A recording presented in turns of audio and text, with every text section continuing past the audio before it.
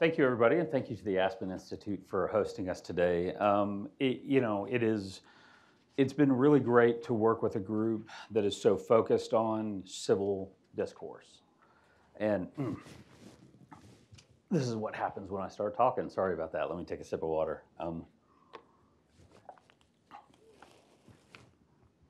And to have such a joyful warrior in Anne to really advocate on behalf of children. I really am trying not to cough right now. I apologize. Excuse me. All right, there we go. So in such a cynical world of public policy sometimes, it's really important to have this forum where we can have these conversations. So we have a great panel.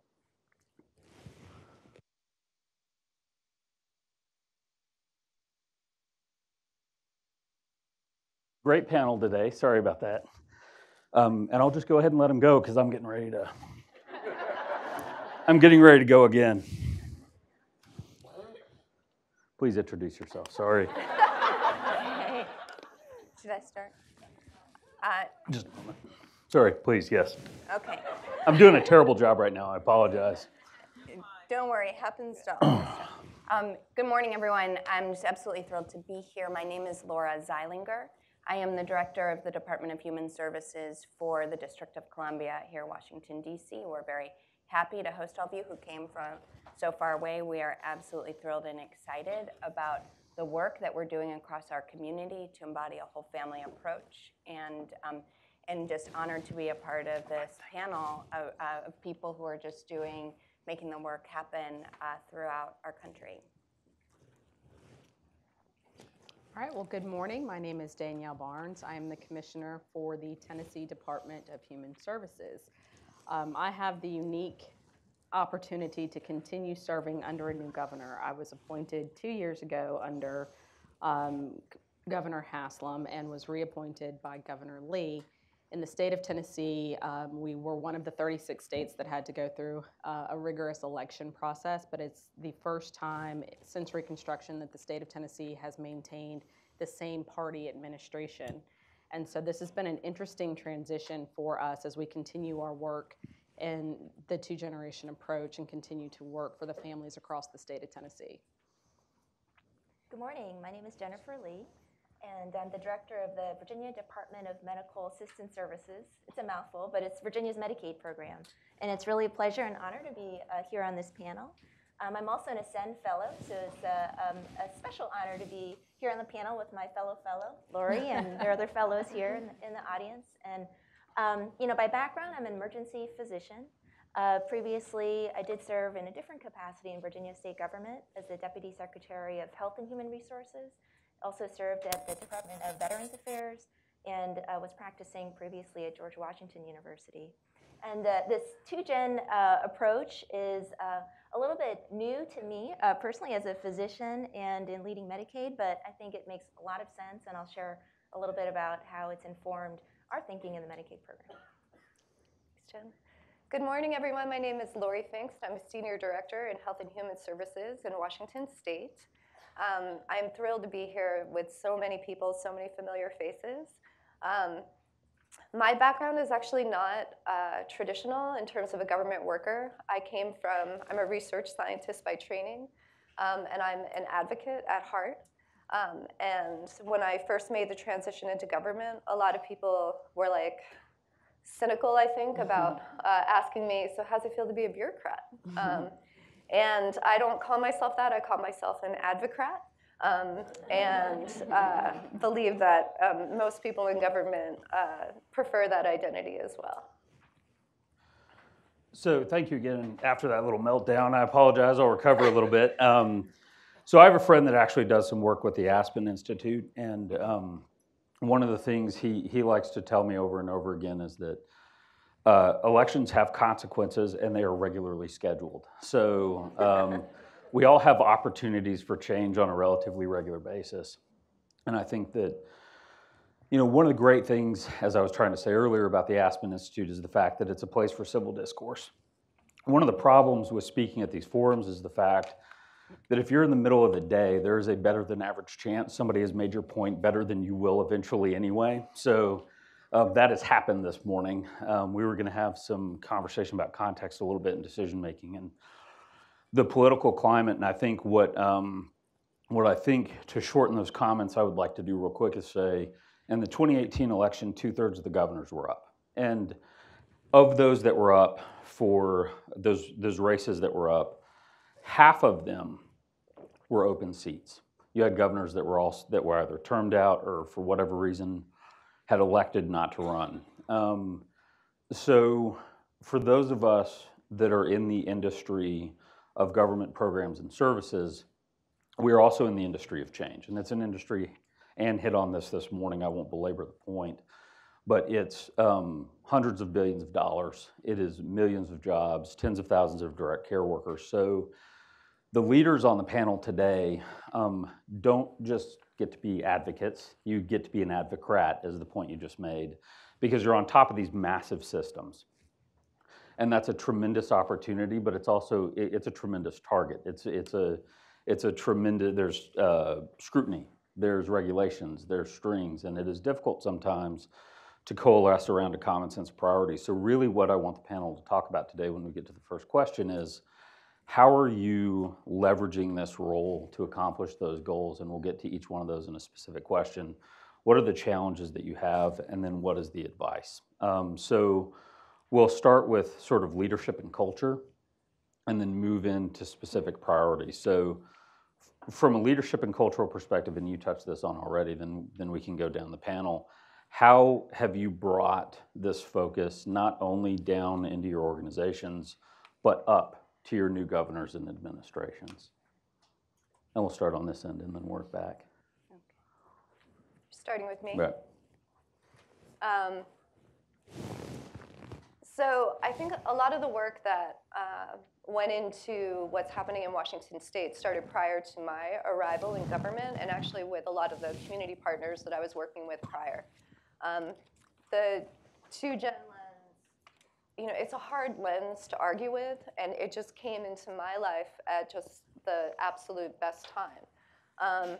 When you talk about children and families, and in my case, child poverty, and you say, is there anyone in the room that doesn't want to reduce child poverty?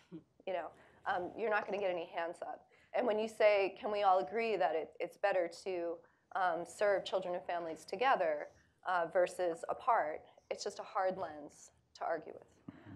And so in that respect, it really speaks to everyone's values and has brought players to the table that in my prior career as an advocate, we didn't always talk to one another. So in that respect, I was lucky because as part of my work as an advocate, we were able to establish a governor's work group on poverty reduction. At the same time, there was legislation in Washington State to create a task force on poverty reduction. That's a legislative executive branch collaboration. Those two things kind of leapfrogged one another, and then they both came into existence at the same time. And so for the first time in Washington State, we have legislative and executive branch accountability for poverty reduction in the state, and that was no small task.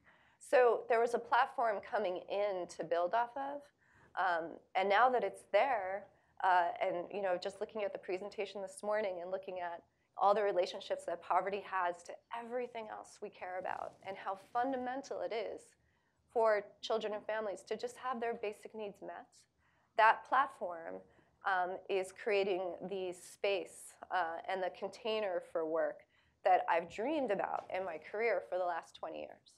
So it's just been an incredible journey of being a part of creating that space with a lot of other people who are passionate about this work. So I actually began my role a little bit over a year ago. So in Virginia, we have off-season elections, off-cycle. So it was 2017 when our governor came in. And it's been, this last year for me personally and for my team has been really focused on Medicaid expansion. And that was one of the things that the major accomplishments of the new administration in this last year.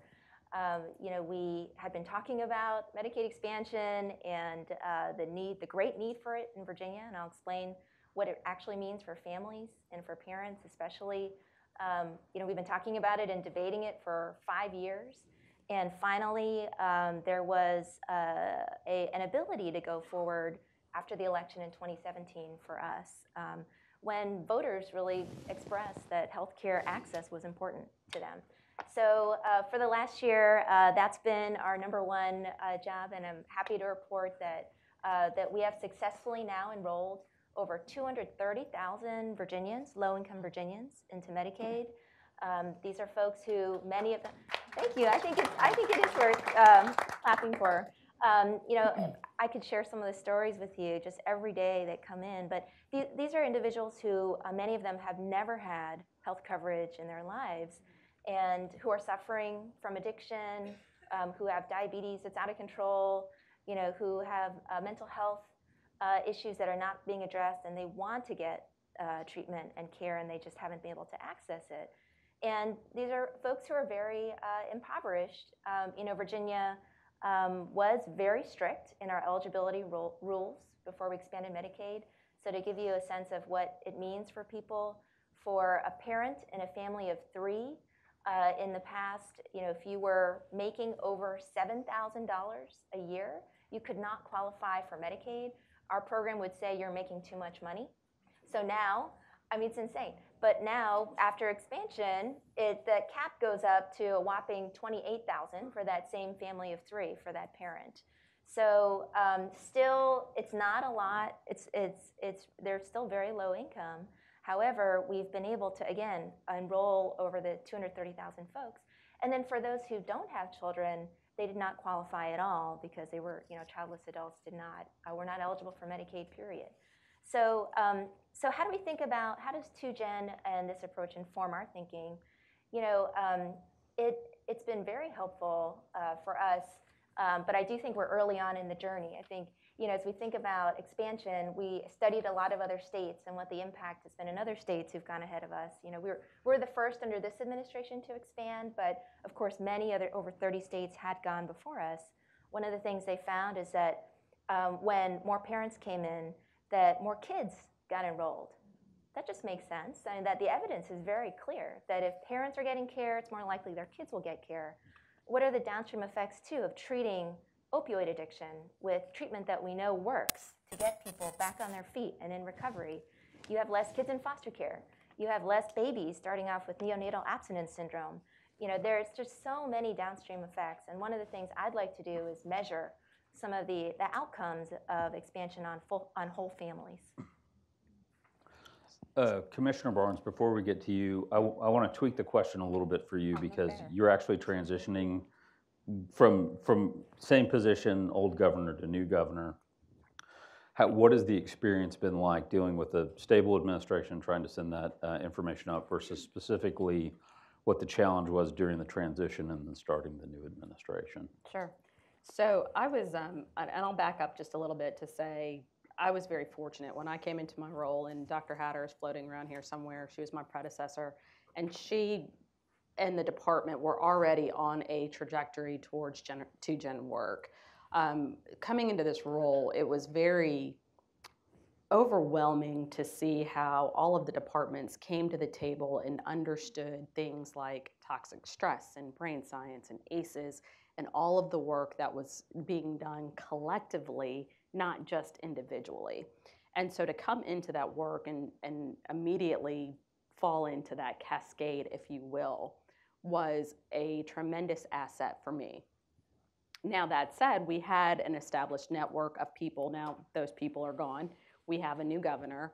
And so the first item of business when I sat down with Governor Lee, my question to him was, well, what is your vision for human services? What is it that you want to see out of human services? Before I even went into the spiel of the work that we were doing. And for us, for me, that was really important to see where his mind was in terms of understanding the population and the needs of Tennesseans. Now, one thing I can say about Governor Lee is that we've been very fortunate in that their philosophies are very similar. So the transition has been almost seamless in that he is a big believer in partnerships. He's been known to say that government can't do this alone, and that's been the mantra that we've taken. But the best part about the work and being able to continue the work doesn't actually start at the top. It's really because we had those relationships and those connectivities between the other departments that were already happening, and they were happening at a level that's not the cabinet level. They're happening organically through the everyday work, and so that we legitimately have a no wrong door policy in the state of Tennessee. And that doesn't come from the cabinet. That comes from the people that are working in the field. And so when a family comes into our office, we're able to wrap our whole arms around that family and help them maneuver through the system. That's going to continue no matter whoever's at the top. We just have to continue the momentum. We have, for us, I love that you mentioned outcomes. That for us is a huge focus of where we are going next. We've been putting an intentional focus on our families truly off better. Are they better off because we've touched them?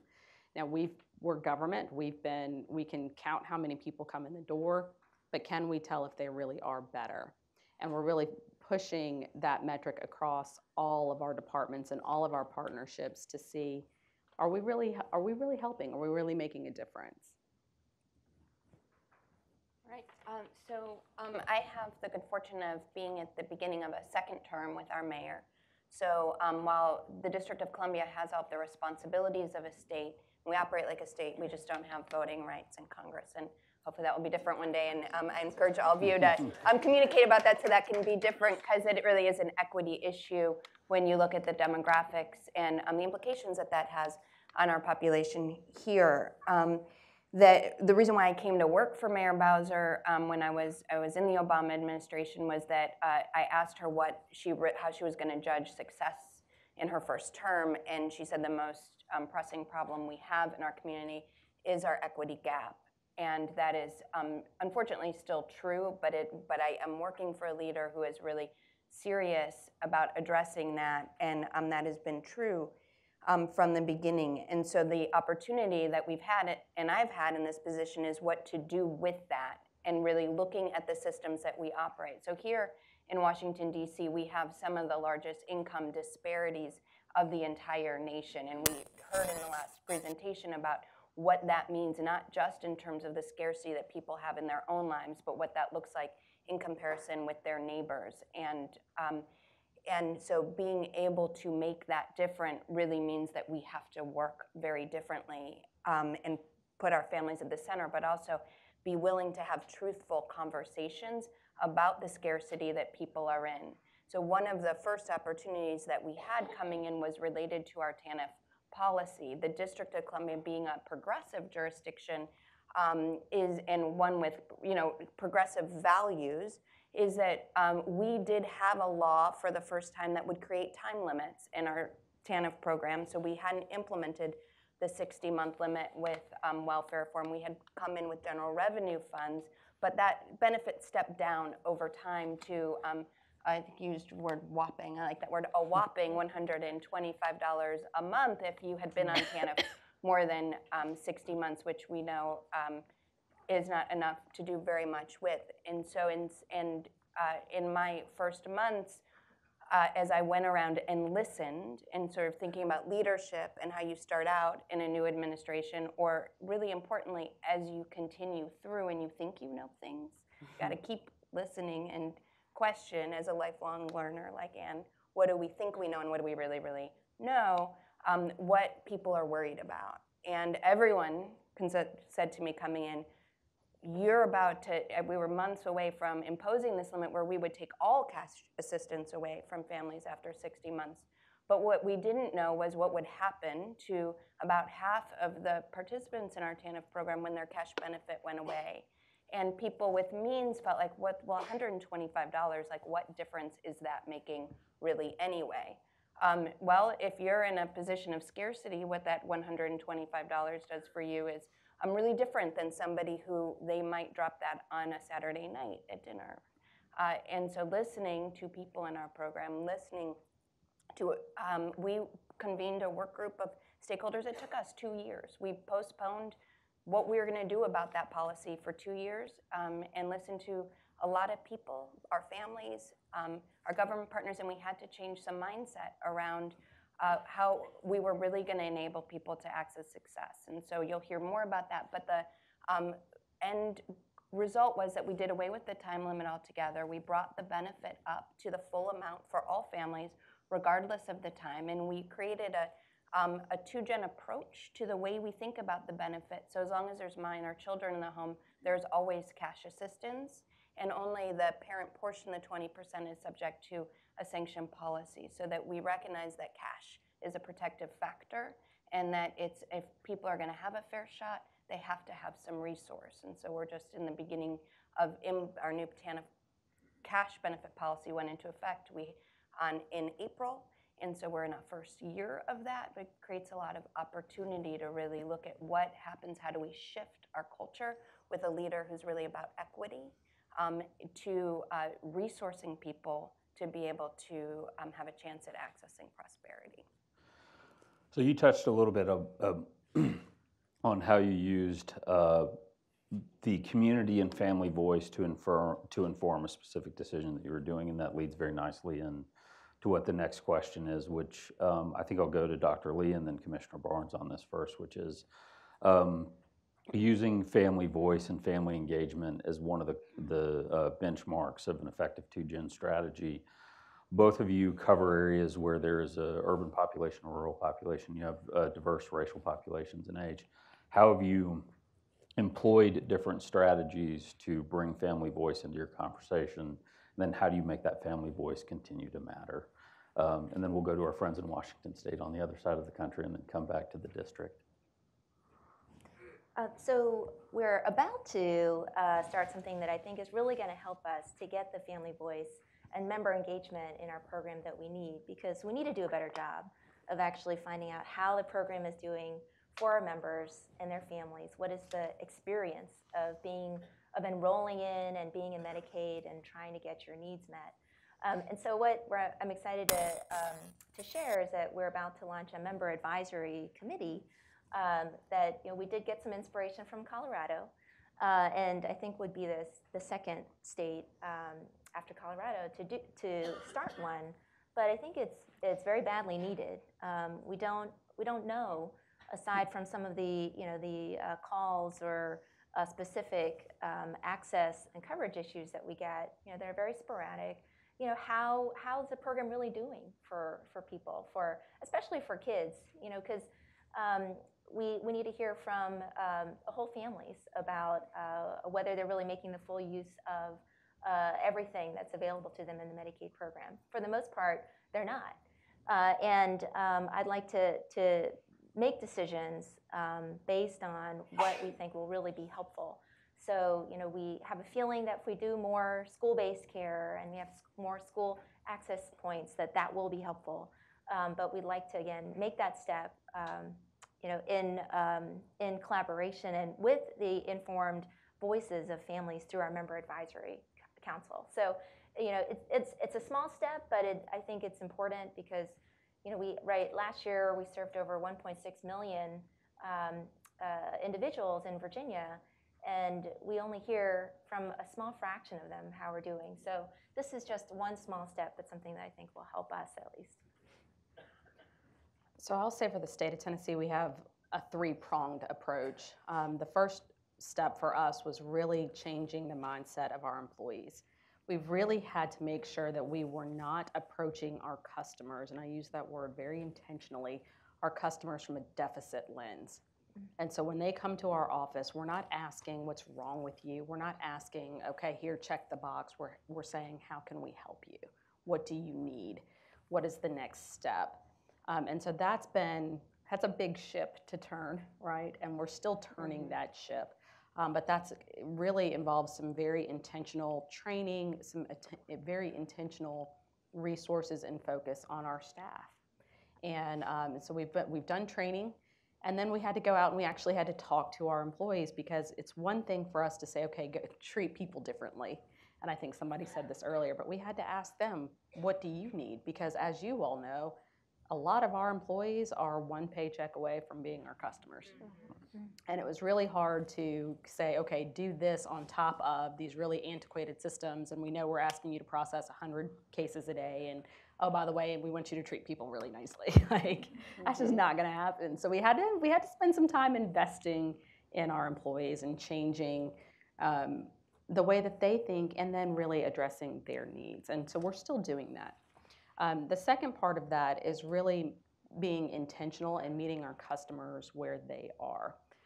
I'm a big believer of we're a big state. Now, I know if you look at us, it doesn't look like that, but we are a long state. And back to your point, Josh, what's happening in Memphis is very, very different than what's happening in upper rural Tennessee.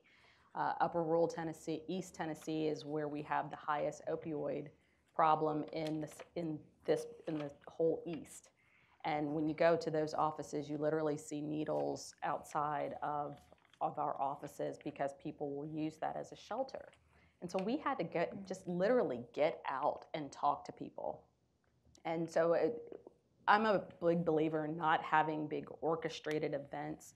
And so when we went to these offices, I sit in the lobby, and it's a very intentional sitting. I talk to the kids, I talk to the families, and we do this across all 95 counties.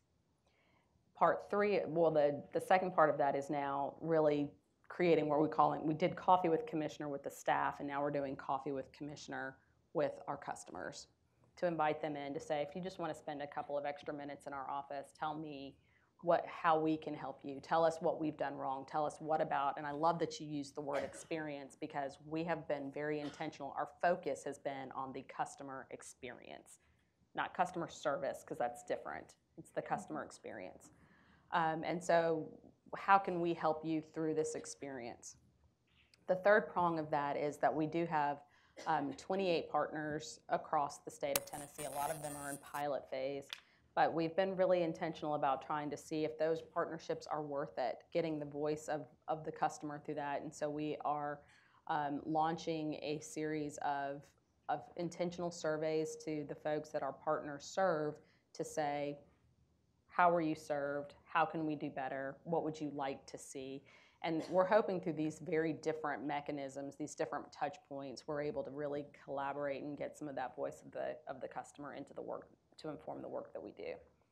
I will also say we are going through a huge systems change, which we've been going through a huge systems change for many, many years, but we are going through a huge systems change. And for us, it's critical that we get not just the voice of our employees through that, but also the voice of the customer.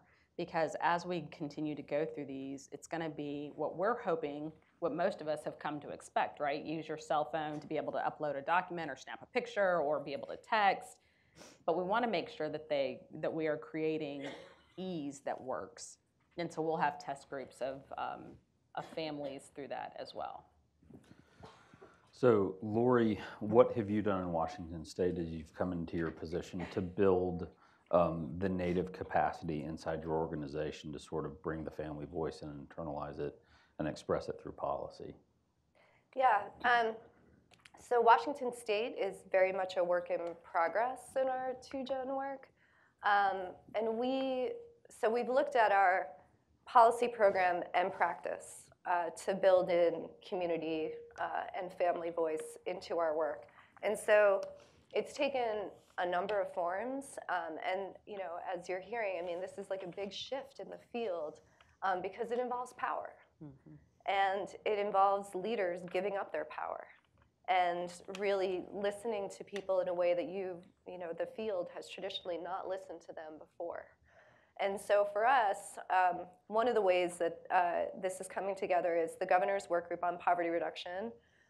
From the beginning, that's a 45-member group of an incredibly diverse and not always in agreement group of people, but all agreed that that voice was super important. So they created a steering committee made up of people who are experiencing the issues that we're talking about right now. That steering committee meets, there's co-chairs of that committee, they meet with the Governor's Work Group on a regular basis, and then they also have their own meetings.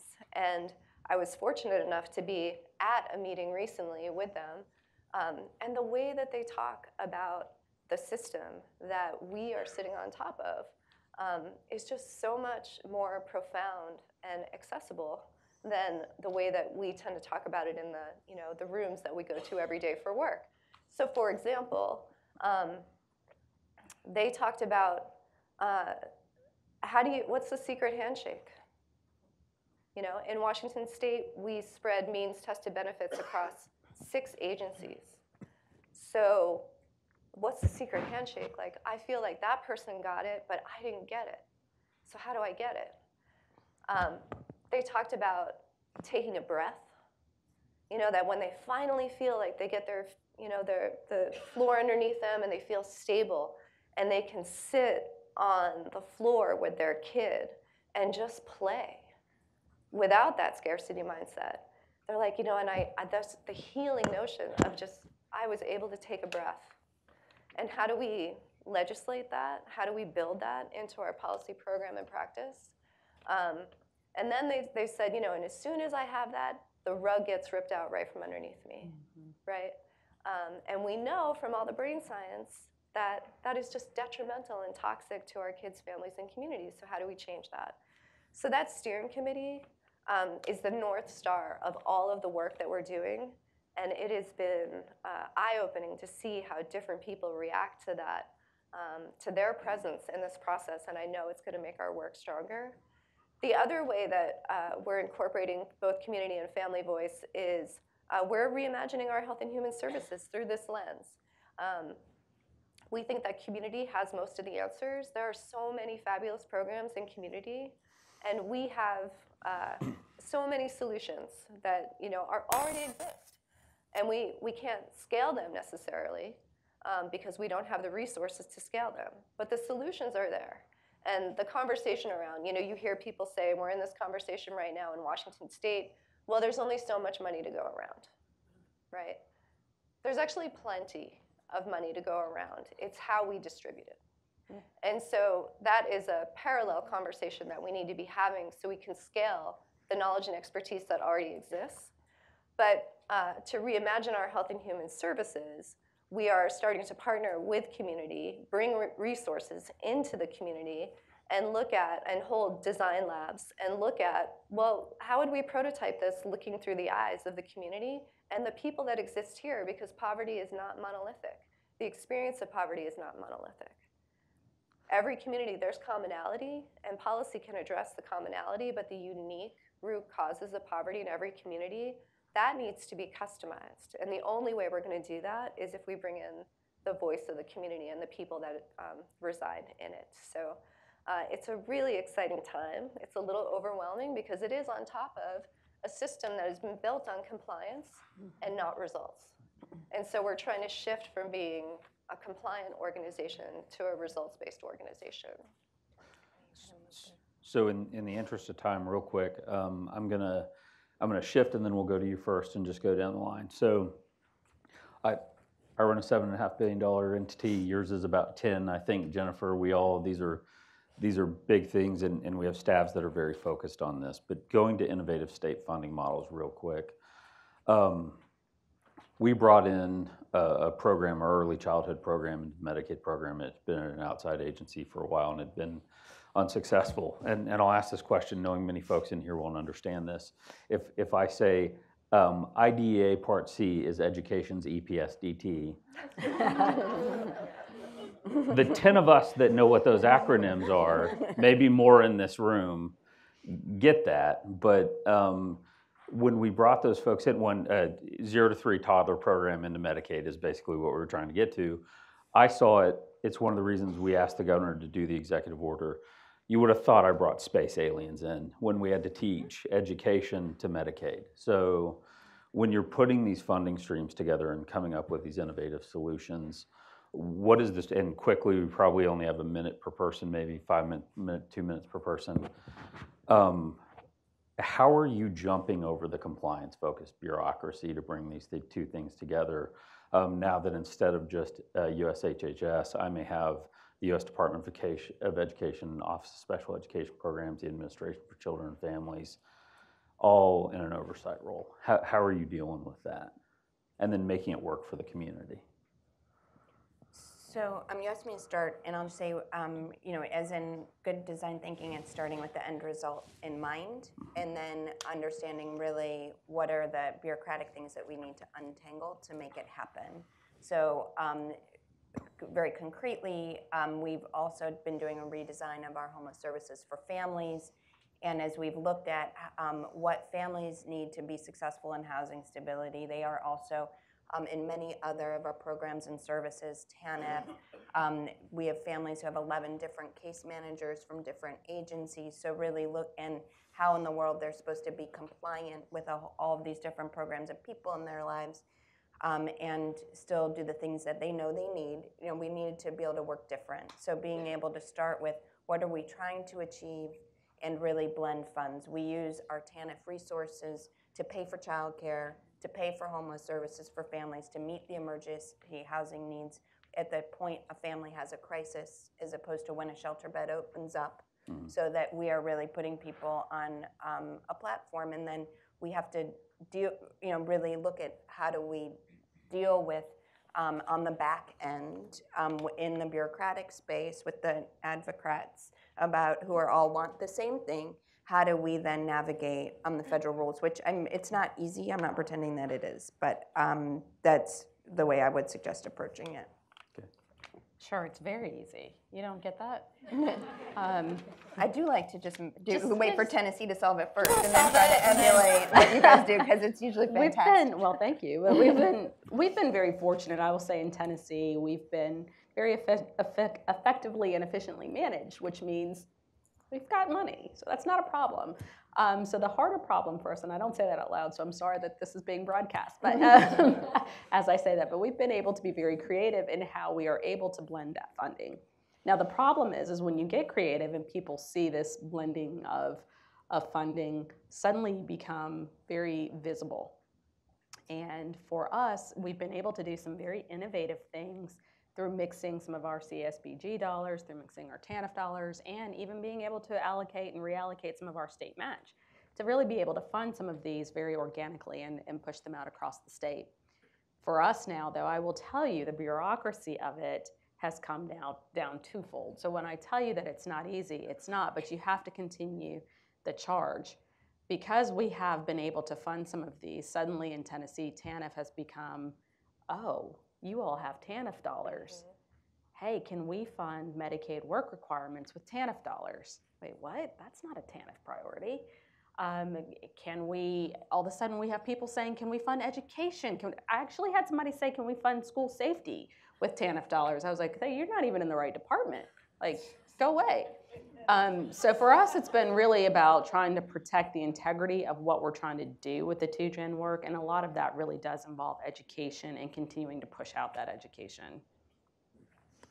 And then real quick, we'll go to Dr. Lee, and then I think we need to go to audience questions. Okay. Okay, just very briefly. So fortunately, I think in Virginia, we're using TANF dollars to fund 2-gen approaches. So I know Virginia Community Action Partnership is here with us today, and we're using some some TANF funds to do some pilot programs that will be modeled on the 2-gen approach, which I think is very exciting. And then, so I think that some thoughts around that. I think we need to build trust, start small with pilots, and move quickly, and then replicate success. And on the work requirements front, it is interesting. I mean, the work requirements was the compromise that allowed us to expand Medicaid in Virginia, and we did it a 2-phased approach. So now we are about to, once we get the 1115 waiver approved, we will be implementing that.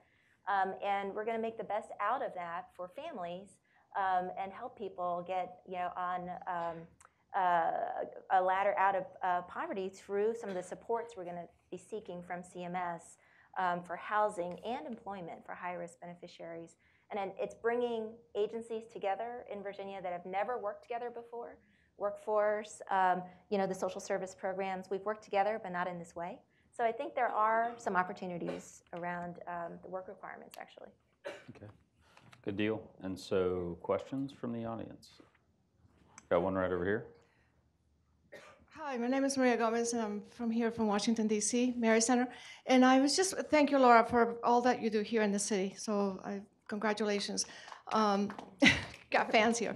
I was wondering if the states that are represented there have any models that really have real affordable housing, where your families are not spending 50% or more of their income to keep a roof over their heads. this is such an issue that we find here, and I just would love to hear if there are any models or if you're working with your housing entities to deal with that issue. So I'll say for the state of Tennessee, that was a big initiative of mine when I came in, and I will tell you, bureaucratically, I was a little disappointed. I came in, one of the first meetings I had was with our Housing Development Authority to say, what can we do? How can we partner? How can we be better? And as you all know, when you're going into the HDA world, their definition of homelessness is very strict. And I think that was a brick wall that I was not expecting to hit. And so for us, we were able to be more creative and say, so we really took a lot from DC, quite frankly, in terms of rapid rehousing and working with some of our community partners to be able to address those people who are homeless, but not the technical definition of homeless. Those people who may have a roof over their head, but they're living on somebody's couch. And so that has been some partnerships that we have been able to establish over the last couple of years to really be able to move that front. Now, are they sustainable? Are they functional? It's back to your point, testing. We're still in the testing phase of those. I can make a quick comment Oh, on quick the comment on housing that, just okay. briefly. I think it's interesting to look at population-based approaches to housing too. Having come from the VA, VA led a very successful multi-year initiative to reduce veteran homelessness, and did by over 50% in just 5 years. So I think looking at and we actually built that into our 1115 waiver request too for those who are high risk of homelessness. Or who are homeless or at risk. I think it'll be interesting to see whether we do get some supports funded through CMS for that, but we've asked for that. Well, and I know a lot of your tenure has been very focused on this issue, so you had something to. Because I did work on at the federal level in the Obama administration. But I wanted to say one thing that we're piloting here in DC is a shallow rent subsidy. We're calling it DC Flex, and what we designed this as a flexible subsidy that families would able to decide how much they needed to draw down in a given month, but it does not change according to their income. It's really what they need. So it averages, it's intended to close that gap for people who are working but not earning enough to pay housing. So it averages about $700 a month that you could draw if you were to draw down the same every month, but we know that people's incomes and work situations and other car repairs and various other bills fluctuate.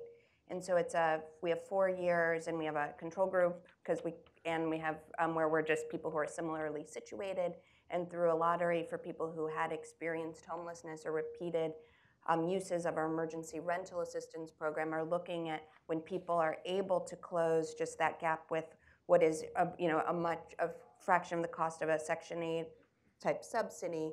Are they able to sustain housing in different ways? And so we hope to be able to learn something from that. And it really is intended to be a financial empowerment model. We all are already learning a whole host of things around our design.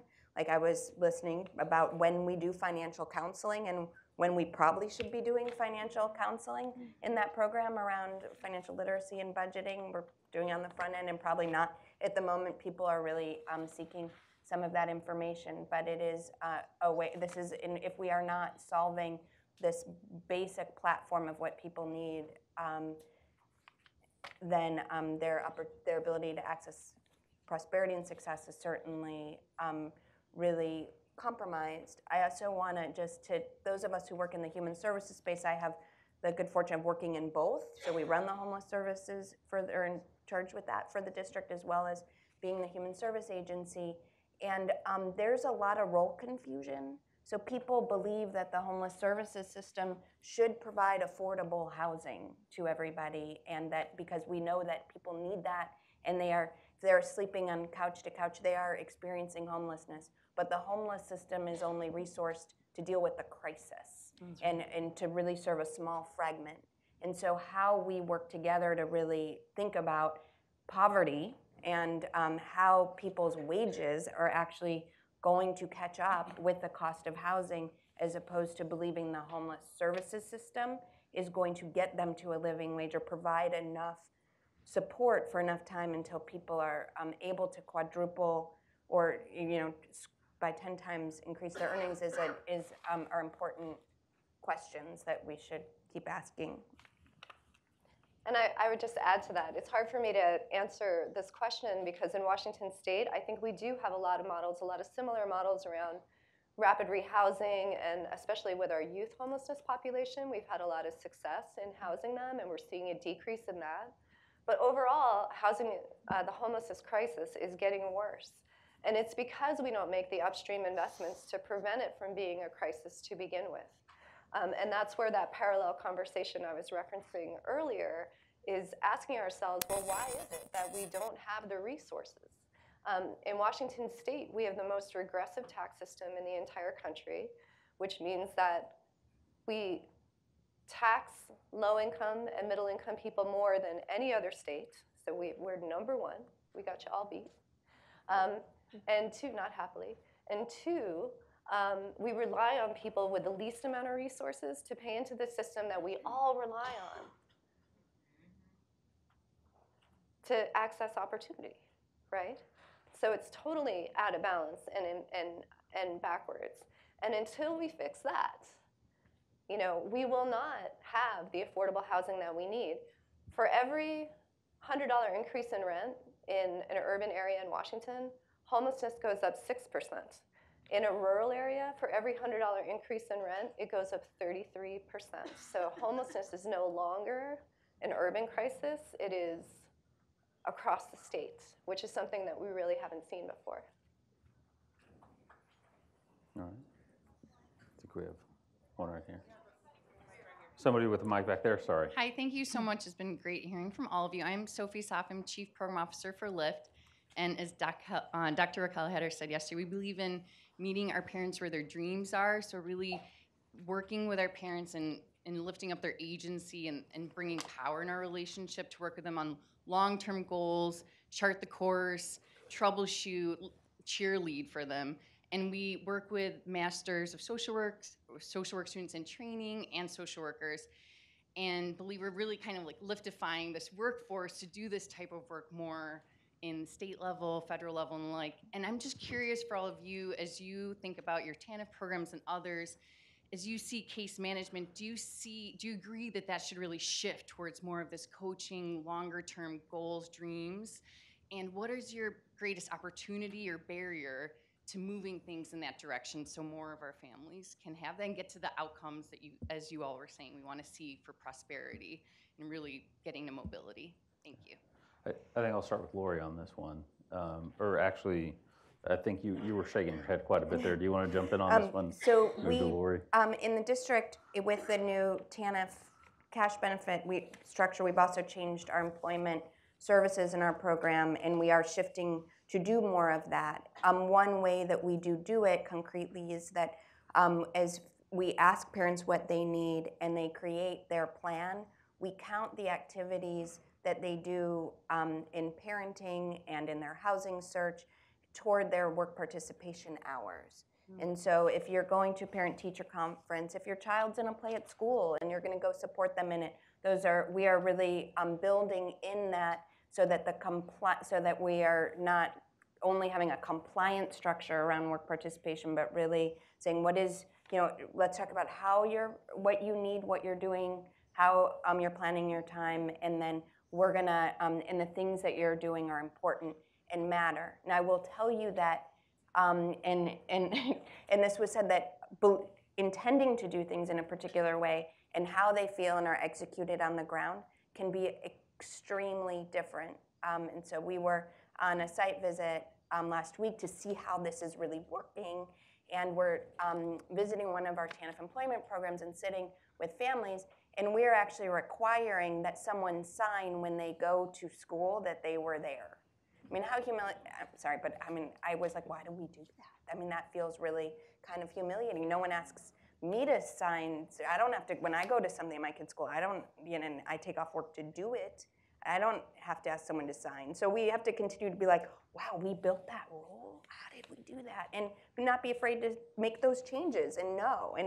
And while, I'm embarrassed to say that in front of all you, and I was even more embarrassed listening to folks describe that, like, it's nice that you let us do this, but like sometimes no one will sign for me at school. They're like, I don't know what I'm signing. Why? I'm your kid's teacher. What are you? You know, we have to continue to revisit. So coaching, yes, and we're doing more of that, but also thinking about as we try to make that orientation, and we're coming from a compliance-oriented, somewhat punitive system that seems to be built around the fact that we don't believe that parents want all the things that all parents want if they're in the program, that we need to really kind of continue to listen as we go. What is, before the rest of the panel jumps in, can we talk a little bit in your answers what your risk tolerance is for that? So, you know, when you don't collect that data, when you don't have those signatures, when you lose that audit trail, the agency is assuming a certain amount of risk for not having that. How do you negotiate that with your federal partners so that you can, you know, insert more dignity and maybe some more flexibility into the system, but still understand ultimately you're accountable for state and federal dollars, in many cases as the individual responsible at the head of that agency? Not a good day to ask that for me. I have auditors in my office as we speak. I think, truthfully, in truth, our federal partners want to be able to continue to work with us. And for us, we've had great working relationships with our federal partners. And there's a lot of times we picked up the phone and just said, hey, I know that this is what we want to do. This is where we are. This is what the rule we want to change. And I'm finding with our partners now, they're being a little bit more flexible in terms of saying, okay, maybe you can't do it this way, but maybe you can do it this way.